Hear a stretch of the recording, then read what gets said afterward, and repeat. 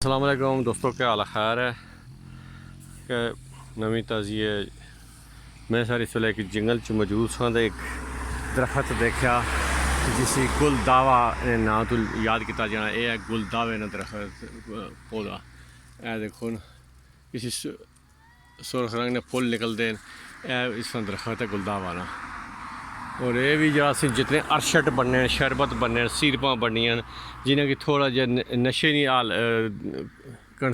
दिता जाना हाल दी जानी है। ये गुलदावा है।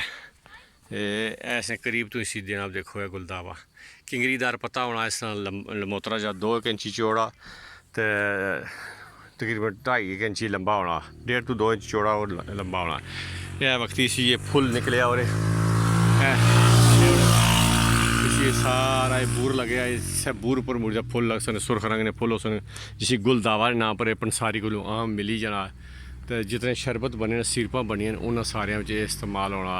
और बड़ा खास किस्म का यह भी पौधा है। बहुत सारे जो शरबत और सिरपां उन्होंने इस्तेमाल किया जाना। ओके, अल्लाह हाफिज़।